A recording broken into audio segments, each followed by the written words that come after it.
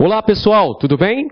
Eu sou o professor Edenilson Moraes, professor do LAC Concursos, e irei trabalhar com vocês História Geral e História do Brasil. Veremos os principais assuntos relacionados com a história do século XX. Em História Geral, veremos a Primeira Guerra Mundial, o nazifascismo e a Segunda Guerra Mundial, o período da Guerra Fria, a globalização e as políticas neoliberais. Em seguida, teremos uma aula de exercícios com carga horária de 90 minutos. E, posteriormente, uma outra aula de exercícios também com carga horária de 90 minutos, perfazendo-se um total de 10 horas aulas de História Geral.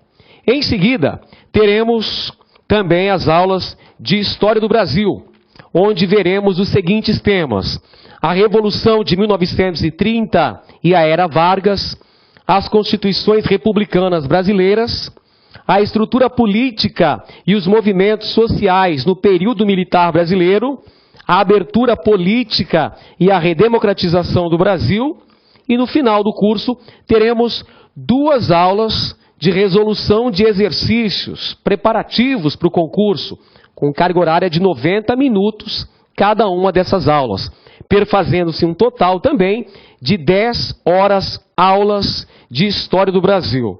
Ou seja, depois dessas 20 horas aulas, temos certeza que você, nosso aluno da LAC Concursos, vai ficar muito bem preparado. Você vai ficar competitivo para fazer a prova da PM de São Paulo.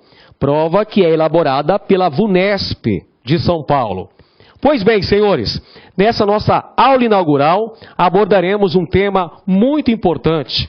Um tema que é fundamental para a compreensão do século XX, que é a Primeira Guerra Mundial, travada entre 1914 e 1918, senhores.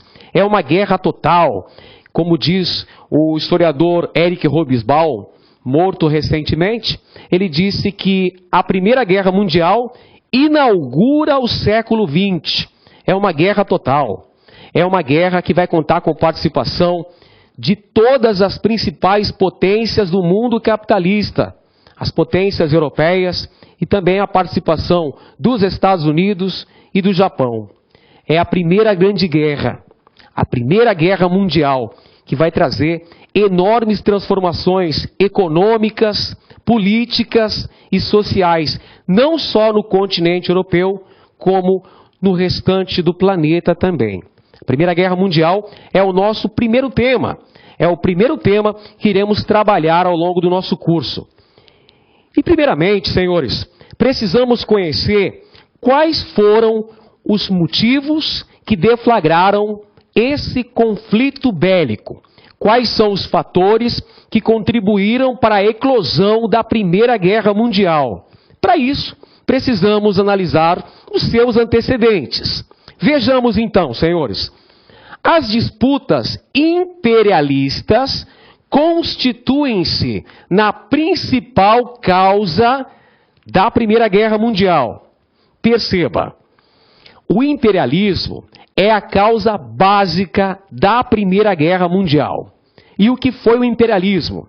Foi uma disputa política e econômica entre as grandes nações capitalistas europeias, Inglaterra, França, Alemanha e Itália, que haviam passado por um processo de unificação política. Essa disputa vai fazer com que essas potências europeias busquem mercado consumidor para suas mercadorias industrializadas, busquem também mercado fornecedor de matéria-prima. E onde é que eles vão encontrar, pessoal? Vão encontrar justamente nos continentes africano e asiático. Teremos então uma corrida imperialista, uma partilha colonial.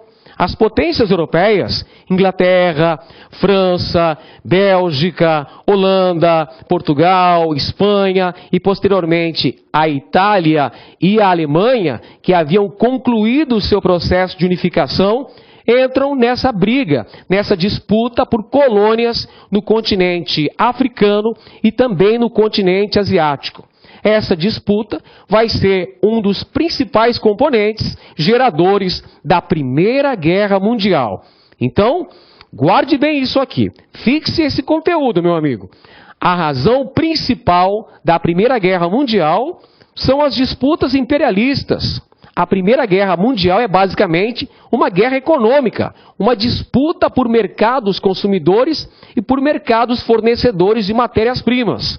Essa rivalidade histórica entre as principais potências europeias vai ser o principal fator deflagrador da Primeira Guerra Mundial. Então, atenção, disputas imperialistas, principal causa da Primeira Guerra Mundial.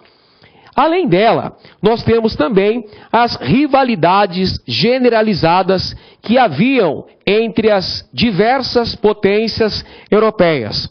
Um exemplo dessa rivalidade, senhores, é a disputa histórica entre França e Alemanha. O pomo dessa discórdia era a região da Alsácia-Lorena. Essa região era francesa e passou para o domínio alemão depois da Guerra Franco-Prussiana. A Guerra Franco-Prussiana foi travada entre 1870 e 1871 e ela contribuiu para o processo de unificação da Alemanha. Então foi uma guerra entre França e as confederações germânicas, sob a liderança da Prússia, tendo como principal líder o chanceler de ferro Otto von Bismarck. Guerra Franco-Prussiana, entre 1870 e 1871. Ao final dessa guerra, os alemães saem-se vitoriosos e eles vão anexar o território da Alsácia e Lorena, que era um território francês. Esse território foi passado para a mão dos alemães. O território da Alsácia e Lorena é um território riquíssimo em carvão mineral e minério de ferro. E os alemães acabaram anexando esse território. E mais do que isso, o primeiro imperador da Alemanha, o Kaiser Guilherme I, foi coroado no Palácio de Versalhes, nos arredores de Paris. Ou seja, senhores, isso foi uma provocação em cima do nacionalismo francês. Veja a humilhação que a França sofreu. Perdeu a Guerra Franco-Prussiana, foi obrigada a ceder os territórios da Alsácia e Lorena, ricos em carvão mineral e minério de ferro, para a Alemanha, e ainda tiveram que assistir à coroação do Kaiser Guilherme I dentro do Palácio de Versalhes, nos arredores de Paris. É claro que isso provocou uma grande decepção na população francesa, e isso acabou alimentando um clima de revanche. Os franceses tiveram o seu forte nacionalismo machucado, magoado, por conta da derrota na Guerra Franco-Prussiana e das humilhações que vieram na sequência. E isso acaba alimentando um sentimento de revanche, um sentimento de vingança. E quando virá essa vingança?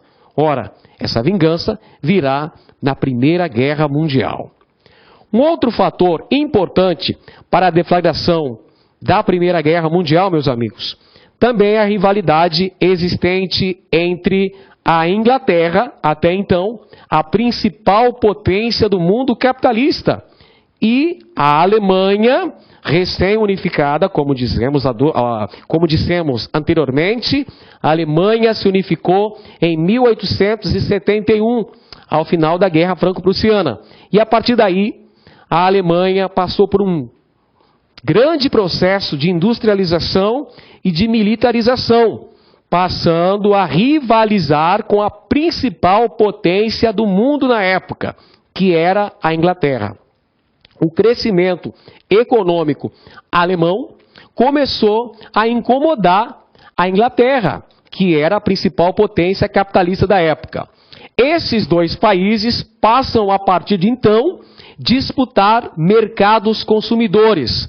Ou seja, aumenta a rivalidade entre essas duas potências, a Inglaterra e a Alemanha, que estava com um violento crescimento econômico, uma grande industrialização. Depois de concretizado todo o processo de unificação da Alemanha, este país teve um significativo processo de crescimento econômico e passou a disputar mercados dentro e fora da Europa com a Inglaterra. Veja bem, um detalhe interessante, senhores.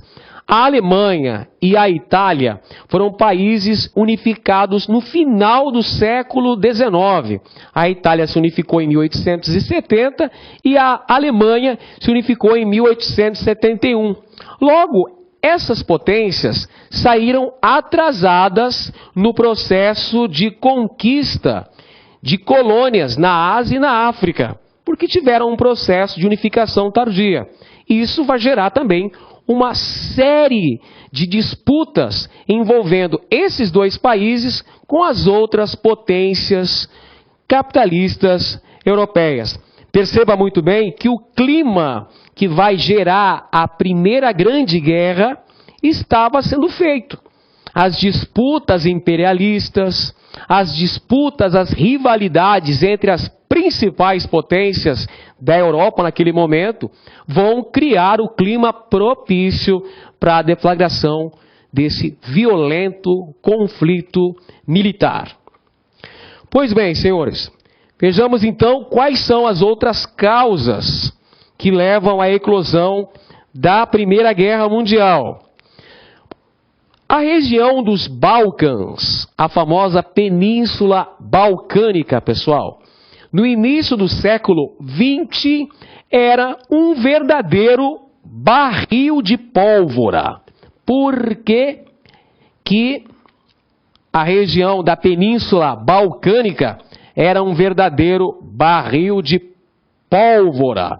Porque essa região, senhores, controlada pelo Império Austro-Húngaro e pelo Império Turco-Otomano, apresentava várias minorias étnicas que lutavam por sua autonomia, por sua independência. Ou seja, era uma região que apresentava vários conflitos étnicos. Perceba, o controle da Península Balcânica era disputada entre a Sérvia, que tinha o objetivo de unir todos os povos eslavos da região balcânica e construir a Grande Sérvia, o que fez com que ela entrasse em atrito com a Áustria, porque a Áustria anexou no início do século XX a região da Bósnia e Herzegovina, que era almejada pela Sérvia, para a construção da Grande Sérvia, um grande país na região da Península Balcânica. Isso já gera um sério desentendimento entre essas duas nações, a Sérvia e o Império Austro-Húngaro. Além disso, nós temos uma rivalidade muito grande entre a Rússia e a Áustria.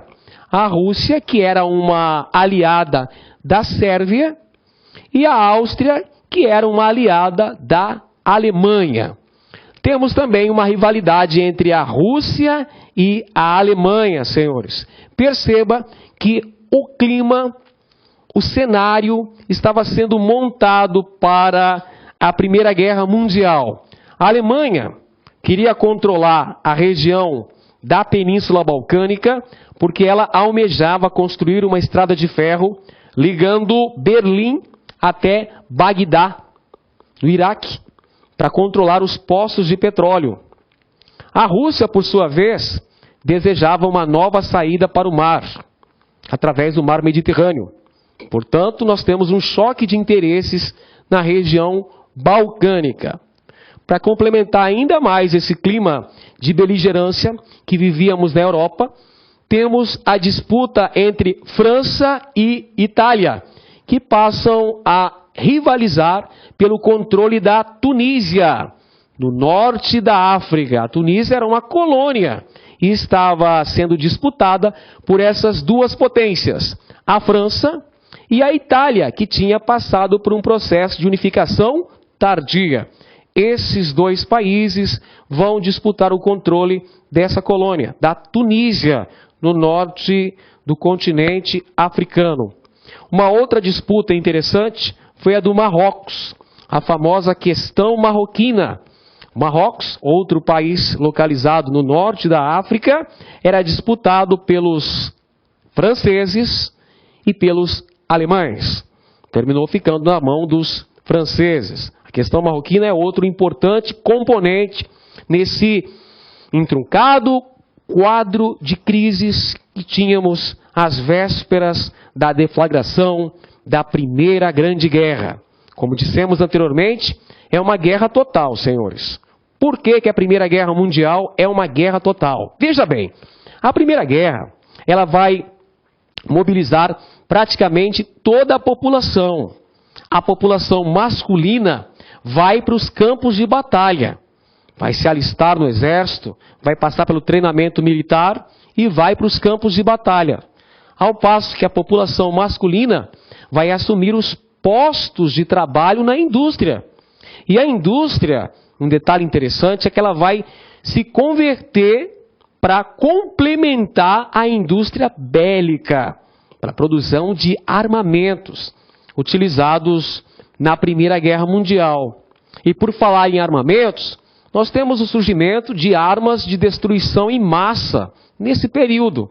Nós temos, por exemplo, a utilização das metralhadoras, das granadas, do lança-chamas, o surgimento dos carros blindados, os tanques de guerra. Pela primeira vez é utilizado o avião como arma de guerra. O submarino também é utilizado. Os navios blindados. Ou seja, a capacidade bélica dos países europeus, dos países envolvidos na Primeira Guerra Mundial, ficou maior ainda. Entre o final do século XIX e o começo do século XX, houve um grande processo de avanço científico e tecnológico. E esses avanços no campo da química, da física, da biologia, também foram utilizados na produção de armas cada vez mais letais. Então, perceba que o processo de progresso científico também contribuiu para essa verdadeira corrida armamentista que ocorreu na véspera da deflagração da Primeira Grande Guerra, que é uma guerra total, porque foi uma guerra terrestre, naval e aérea. Primeira Guerra Mundial, uma guerra total. Muito bem, senhores. Outros antecedentes importantes que também devemos analisar é o surgimento de um nacionalismo exacerbado no continente europeu. Ou seja, de um sentimento patriótico exagerado, beirando a xenofobia. Naquele período histórico, entre o final do século XIX e o começo do século XX, teremos então a formação de clubes patrióticos em vários países do mundo. A literatura também será utilizada para criar um sentimento de nacionalismo dos mais variados países da Europa. Na França, na Alemanha, na Inglaterra, na Itália. Então teremos um sentimento de nacionalismo exacerbado, um nacionalismo exagerado, beirando a xenofobia. Destaque para dois importantes movimentos que vão acontecer no contexto da véspera do início da Primeira Guerra Mundial, que são, atenção senhores, pan-eslavismo. O pan-eslavismo é um movimento que tinha a liderança da Sérvia e o apoio do Império Russo. E o que visava o pan-eslavismo? Ora, esse movimento visava a união de todos os países eslavos. Visava a união dos povos eslavos da Europa Oriental. Do outro lado, temos o outro movimento também extremamente importante, chamado de pan-germanismo. O pan-germanismo era um movimento que visava a unificação de todos os povos de origem germânica na Europa. O pan-germanismo era liderado pela Alemanha. Perceba aqui, pessoal, mais uma vez, um choque de interesses muito interessante. De um lado você tem a proposta de união de todos os povos eslavos na Europa Oriental, que tem a liderança da Sérvia e o apoio do Império Russo. De outro lado, você tem a Alemanha apresentando a proposta de unificação de todos os povos de origem germânica. Portanto, é mais um condicionante muito significativo, um fator gerador da Primeira Guerra Mundial. Outro assunto também muito importante é analisar o período histórico compreendido entre 1870 e 1914. Esse período histórico é conhecido como Paz Armada ou Pax Armada. Esse período foi o momento em que não ocorreram grandes batalhas, grandes conflitos, guerras envolvendo potências europeias, os países europeus. Durante esse período, compreendido entre 1870 e 1914, nós temos um clima aparente de paz no continente europeu. O velho mundo vive uma fase relativamente pacífica. Não há guerras envolvendo as principais potências da Europa. Entretanto, todas as principais potências europeias estão produzindo cada vez mais armamentos. Há uma grande busca pela produção de armas de destruição em massa. Estabelece também o serviço militar obrigatório em várias nações europeias. Portanto, senhores, esse período é chamado de paz armada, porque não ocorreram grandes guerras na Europa nesse período. É um período de paz. Entretanto, há uma preparação para o que viria a ser chamado de guerra total, Primeira Guerra Mundial, que eles imaginavam que seria uma guerra rápida, que duraria no máximo 6 meses, e que seria uma guerra definitiva, uma guerra para acabar com todas as outras guerras. Veremos que não foi bem assim que a coisa aconteceu. Portanto, paz armada é o período compreendido entre 1870 e 1914 na Europa, quando as principais potências passaram a investir numa verdadeira corrida armamentista. Bom, nesse contexto extremamente beligerante, nós teremos a formação de duas importantes alianças militares. A formação de alianças entre as potências europeias, com aquele slogan: o inimigo de meu inimigo é meu amigo. Perceba o contexto. A formação de alianças militares envolvendo as principais potências do velho mundo, as principais potências da Europa, sob esse slogan: o inimigo de meu inimigo torna-se meu amigo. Nesse contexto, teremos então a formação de duas alianças, de dois blocos beligerantes, que são a Tríplice Aliança, formada ao final do século XIX, envolvendo a Alemanha, a Áustria e também a Itália. A Tríplice Aliança era composta pela Alemanha, pela Áustria e pela Itália. Do outro lado, forma-se a Tríplice Entente. No início do século XX, temos a formação da Tríplice Entente, ou Entente Cordiale, formada pela Inglaterra, pela França e também pela Rússia. Perceba, dois principais blocos beligerantes, dois principais blocos que vão se digladiar ao longo da Primeira Guerra Mundial.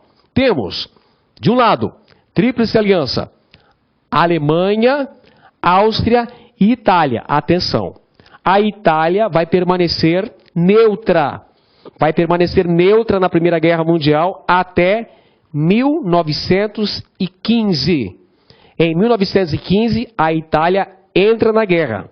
Mas ocorre um detalhe bastante peculiar, muito interessante. A Itália não vai apoiar a Tríplice Aliança, ela vai apoiar a Tríplice Entente. Ou seja, ela muda de lado, ela sai da Tríplice Aliança e vai lutar ao lado da Tríplice Entente, que era composta pela Inglaterra, pela França, pela Rússia, e ao longo da guerra outros países também entraram de ambos os lados. Por exemplo, na Tríplice Aliança, ao longo da guerra, nós temos a entrada do Império Turco-Otomano e também da Bulgária, entre outros países. Ao passo que a Tríplice Entente recebe a participação dos Estados Unidos, do Japão, do Brasil, dentre outros países. Vejamos agora qual foi a causa imediata, o fator deflagrador da Primeira Guerra Mundial. Veja bem, esta não constitui uma causa específica da Primeira Guerra Mundial. Constitui-se no estopim, na gota d'água, no fator que vai dar início à Primeira Guerra Mundial.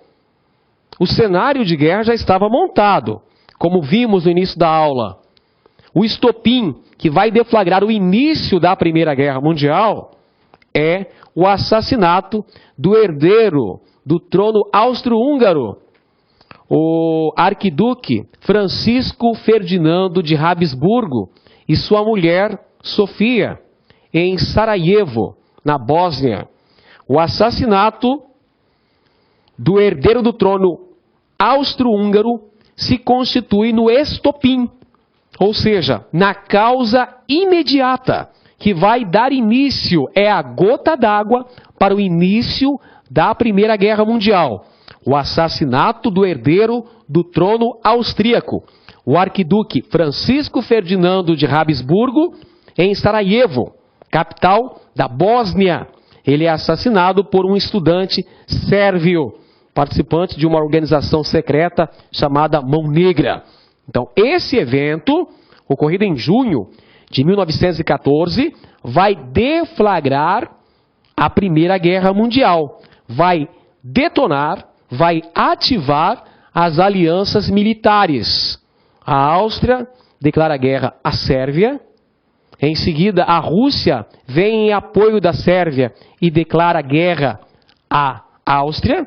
Perfeito? A Alemanha vem em defesa da Áustria-Hungria, porque era parceira na Tríplice Aliança, e depois a Inglaterra e a França acabam decretando guerra contra a Alemanha. Então nós temos o início da Primeira Guerra Mundial.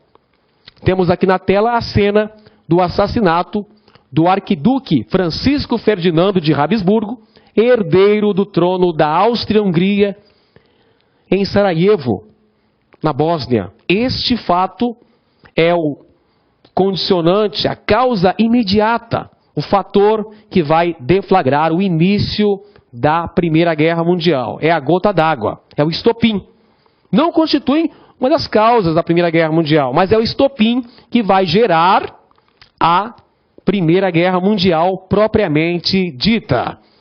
Pois bem, agora vejamos quais foram os fatos mais importantes, quais foram as principais fases da Primeira Grande Guerra Mundial. Em 1914, nós temos uma fase denominada Guerra de Movimento. Esse período é marcado por uma intensa mobilização das tropas beligerantes, de ambos os lados. Em 1914, temos, portanto, uma mobilização e movimentação das tropas que vão lutar ao longo da Primeira Guerra Mundial.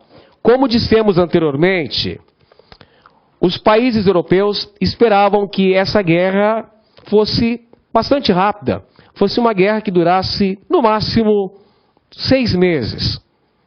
Mas isso acabou não se concretizando. Foi uma guerra extremamente demorada, uma guerra que se tornou uma verdadeira carnificina no continente europeu, que causou pesadas baixas, muitas perdas humanas e materiais. 1914, portanto, meus amigos, temos a Guerra de Movimento. praticamente não houve batalhas. Durante esse ano, que é o primeiro ano da Primeira Guerra Mundial, temos os preparativos de arsenais e estratégias. Ambos os lados começam a se preparar para esse grande conflito. Entre 1915 e 1918, nós temos uma fase da guerra conhecida como Guerra de Trincheiras. Essa fase é uma das fases mais cruéis da Primeira Guerra Mundial. Uma das fases mais terríveis, mais mortíferas da Primeira Guerra Mundial. Uma vez que havia uma grande paridade entre os países envolvidos na Primeira Guerra Mundial. Uma paridade em número de homens, de soldados combatentes, e uma paridade também na quantidade de armamentos. Portanto, ambos os lados estavam praticamente idênticos em números de soldados e armamentos. E o avanço das tropas era feito à custa de pesadas baixas. Por isso, ambos os lados resolveram cavar fossos, as chamadas trincheiras, protegidas com sacos de areia e arame farpado, onde os soldados permaneciam esperando o inimigo. O cenário das trincheiras era extremamente desolador, uma vez que nas trincheiras os soldados eram obrigados a ficar muitas vezes com a lama até a cintura. Os soldados tinham carência de alimentos, de água potável e dividiam espaço com ratos e piolhos, o que gerou pesadas baixas. A Guerra de Trincheiras entre 1915 e 1918 é uma fase terrível da Primeira Guerra Mundial, com muitas baixas, com muitas perdas humanas de ambos os lados. Muito bem. Um fato interessante é percebermos que a estratégia da Alemanha para vencer a Primeira Guerra Mundial era a seguinte: o governo alemão, do Império Alemão, não queria dividir as frentes, ou seja, uma frente ocidental e uma frente oriental. Na frente oriental, os alemães combateriam os franceses, e na frente oriental, eles enfrentariam os russos. Não era desejo do governo alemão dividir as frentes. O plano alemão, denominado Plano Schiffer, melhor dizendo, era primeiro derrotar a França na frente ocidental, e eles esperavam que isso fosse feito no máximo em 6 semanas, para depois se voltar na frente oriental e derrotar a Rússia. Isso acabou não se concretizando por conta da resistência francesa, a famosa Batalha do Marne, quando os franceses conseguiram impedir o avanço alemão. Muito bem. O ano de 1917 é um ano emblemático e decisivo para os destinos da Primeira Guerra Mundial. No ano de 1917, nós temos 2 eventos importantíssimos que marcam e que mudam a história desse conflito. Nós temos a saída da Rússia, através da assinatura do Tratado de Brest-Litovsk, a Rússia capitula, ou seja, a Rússia se retira da Primeira Guerra Mundial, faz um armistício, um acordo incondicional com a Alemanha e se retira da Primeira Guerra Mundial. Por que que a Rússia sai da Primeira Guerra Mundial? A razão é a seguinte, pessoal. A Rússia vivia uma verdadeira convulsão social. A Rússia vivia uma revolução interna. A famosa Revolução Socialista, a Revolução Bolchevique de 1917. Quando os bolcheviques, liderados por Vladimir Lenin, tomaram o poder na Rússia, a primeira medida foi retirar o país da Primeira Guerra Mundial, assinando o Tratado de Brest-Litovsk. Portanto, em 1917, por conta de uma revolução interna, a Revolução Socialista Russa, a Rússia se retira da Primeira Guerra Mundial, assina um armistício com a Alemanha. E em 1917, ocorre um outro fato extremamente importante, que é a entrada dos Estados Unidos da América no conflito. Os Estados Unidos permaneciam neutros até 1917. Na verdade, os Estados Unidos estavam financiando os países da Tríplice Entente. Os Estados Unidos emprestavam dinheiro e vendiam armamento para os ingleses e para os franceses. E em 1917, vários navios mercantes norte-americanos foram torpedeados e afundados por submarinos alemães. Isso vai provocar a entrada dos Estados Unidos na Primeira Guerra Mundial, combatendo ao lado da Tríplice Entente. E a entrada dos Estados Unidos no final da guerra foi um fator fundamental para reverter o quadro da guerra, para fazer com que a Tríplice Entente vencesse a guerra. Os Estados Unidos vão ser um fator fundamental para a derrota da Tríplice Aliança. Pois bem, senhores, no ano seguinte, em 1918, temos a vitória definitiva da Tríplice Entente, a derrota da Tríplice Aliança. Um outro fator muito interessante, uma outra característica importante que você tem que saber sobre a Primeira Guerra Mundial, é que ela acabou promovendo o colapso, ou seja, o final de importantes impérios na Europa. Ao final da Primeira Guerra Mundial, temos o fim do Império Russo, porque ocorre a Revolução Socialista, a Rússia se torna o primeiro país socialista da história, acaba o czarismo na Rússia. Temos também o fim do Império Alemão, do Kaiser Guilherme II, a Alemanha se torna uma república ao final da Primeira Guerra Mundial. Temos também o fim do Império Austro-Húngaro, que acaba se fragmentando em várias nações, na Europa Ocidental e na Europa Oriental. E temos também a derrocada do emblemático Império Turco-Otomano, surgindo diversas nações no leste europeu e também na Ásia. Portanto, uma consequência importante da Primeira Guerra Mundial foi a derrocada de grandes impérios europeus. 4 impérios vão ruir: o Império Russo, o Império Alemão, o Império Austro-Húngaro e também o Império Turco-Otomano. Vejamos agora, senhores, algumas das mais importantes consequências da Primeira Guerra Mundial. Que tipo de transformações a Primeira Grande Guerra provocou no mundo? O que ocorreu no contexto posterior à Primeira Guerra Mundial?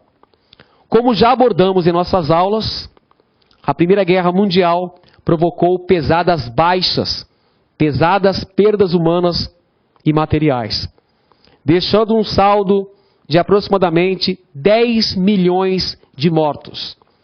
Os números, na verdade, são conflitantes. Dependendo do autor, ele vai defender que houve 10 milhões ou 13 milhões, mas calcula-se em cerca de 10 milhões o número de mortos na Primeira Guerra Mundial e mais 20 milhões de mutilados, de feridos nesse conflito. Além disso, uma outra importante consequência da Primeira Guerra Mundial, isso aqui é fundamental que você saiba, temos a ascensão dos Estados Unidos como maior potência do mundo. Olha só que detalhe interessante, senhores. Ao início da Primeira Guerra Mundial, os Estados Unidos eram um país devedor. Os Estados Unidos tinham grandes dívidas para com as potências europeias. E ao final da Primeira Guerra, eles se tornam credores. Os países europeus é que passam a ter muitas dívidas para com os Estados Unidos. Não se esqueça que as principais batalhas travadas ao longo da Primeira Guerra Mundial ocorreram no continente europeu. Portanto, a Europa sai da Primeira Guerra Mundial completamente devastada. E os Estados Unidos vão promover, se tornar, emergir como principal potência do mundo capitalista, desbancando a histórica liderança da Inglaterra. A Europa deixa de ser o centro do mundo financeiro. Os Estados Unidos vão se tornar, a partir daí, a principal potência do mundo capitalista, o que fez surgir o famoso American Way of Life, o modo de vida americano, o padrão de vida americano, grande progresso verificado nos Estados Unidos ao longo da década de 1920 até 1929, quando temos o crack da Bolsa de Valores de Nova York, a quebra da Bolsa de Valores de Nova York em 1929. Mas os Estados Unidos, é bom que se ressalte, saem da Primeira Guerra Mundial como a principal potência do mundo capitalista. Uma outra consequência importante é analisarmos a assinatura dos tratados de paz. O principal deles, o fundamental, que você tem que estudar, é o Tratado de Versalhes, a paz dos vencedores. O Tratado de Versalhes. Se você lembra, do início da aula eu falei que o primeiro Kaiser alemão, Guilherme I, foi coroado no Palácio de Versalhes, nos arredores da cidade de Paris, capital da França. E que isso feriu enormemente o sentimento patriótico, nacionalista daquele país. Os franceses ficaram muito magoados com essa atitude. E a assinatura do principal tratado, o tratado que vai responsabilizar a Alemanha pela Primeira Guerra Mundial, foi assinado justamente na Sala dos Espelhos do Palácio de Versalhes. Olha só como os franceses foram extremamente revanchistas. Portanto, 1919, temos a assinatura do Tratado de Versalhes, ou Paz dos Vencedores, que vai responsabilizar a Alemanha como a principal culpada pela deflagração da Primeira Grande Guerra. Como consequências disso, temos a devolução dos territórios de Alsácia e Lorena, que voltam para o domínio francês. Além disso, a Alemanha acaba perdendo todas as suas colônias. Perde ainda 1/7 de seu território. Perceba, eram punições extremamente severas contra a Alemanha, que teve que pagar uma pesada indenização aos países vitoriosos. E teve ainda que limitar o seu exército a apenas 100 mil homens, o contingente militar de apenas 100 mil homens. E ainda ficou proibida de fabricar navios de guerra e submarinos de guerra, e proibida de se unir novamente com a Áustria. É claro que todas essas medidas extremamente punitivas contra a Alemanha vão contribuir para criar novamente um clima de revanchismo naquele país.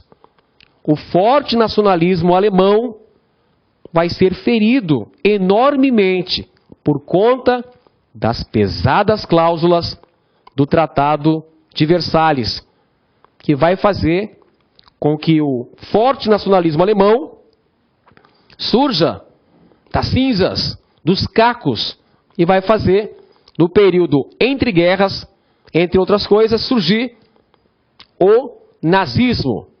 Nós vamos ter no período entre guerras a ascensão do nazifascismo, que nós estudaremos na aula posterior. Portanto, senhores, uma outra consequência importante da Primeira Guerra Mundial foi o surgimento do forte revanchismo na Alemanha. Além disso, as principais potências europeias, com o objetivo de evitar a deflagração de uma outra guerra de consequências tão catastróficas quanto as da Primeira Guerra, resolveram criar um organismo, uma liga, uma sociedade de nações com o objetivo de preservar a paz no mundo. Essa sociedade era chamada de Liga das Nações. E o interessante é que os Estados Unidos permaneceram neutros, continuaram assumindo uma neutralidade em relação à Liga das Nações. Os Estados Unidos não participaram da Liga das Nações, nem a Alemanha. Claro que a Alemanha não ia participar da Liga das Nações, uma vez que ela foi humilhada no Tratado de Versalhes. E também a Rússia. Por que é que a Rússia não vai participar da Liga das Nações? Porque a Rússia havia se tornado um país socialista. A Rússia também vai adotar uma política isolacionista. Portanto, sem a participação dessas importantes potências, Estados Unidos da América, Rússia e Alemanha, a Liga das Nações já nasceu fraca. Já nasceu com data de validade estipulada. Já nasceu um organismo sem a capacidade de administrar a paz no mundo, que é o que acabou acontecendo. Um outro tratado importante, assinado entre os países vitoriosos da Primeira Guerra Mundial, foi o Tratado de Saint-Germain. Esse tratado acabou promovendo o desmembramento do Império Austro-Húngaro. Surgem então novos países, como a Polônia, a Tchecoslováquia, a Hungria e a Iugoslávia. Muitos países desses que nem existem mais. E temos também a criação de novos países na Europa, países que faziam parte do Império Russo, Finlândia e as repúblicas bálticas, Lituânia, Letônia e Estônia. Temos também o desmembramento do secular Império Turco-Otomano, que havia participado da Primeira Guerra Mundial, apoiando a Tríplice Aliança. No seu lugar, surgem vários países, como a Líbia, a Síria, a Jordânia, a Palestina e também o Iraque. Temos aqui na tela um mapa com a divisão política europeia em 1914 e durante a Primeira Guerra Mundial, onde nós temos os principais blocos beligerantes, a Tríplice Aliança e a Tríplice Entente. A Tríplice Entente que acabou sagrando-se vitoriosa na Primeira Guerra Mundial. Veja na próxima tela o mapa com a divisão política pós-Primeira Guerra Mundial, com o surgimento de novos países, mudando, alterando completamente o panorama político na Europa. Pois bem, senhores, era o que tínhamos para hoje. Falamos então sobre a Primeira Guerra Mundial, os antecedentes desse conflito, que foi importantíssimo, que marcou o início do século XX. Vimos também as principais fases da Primeira Guerra Mundial e as suas mais importantes consequências. Entre em contato comigo, manda um e-mail para mim, edenilsomorais@yahoo.com.br. Envie as suas dúvidas.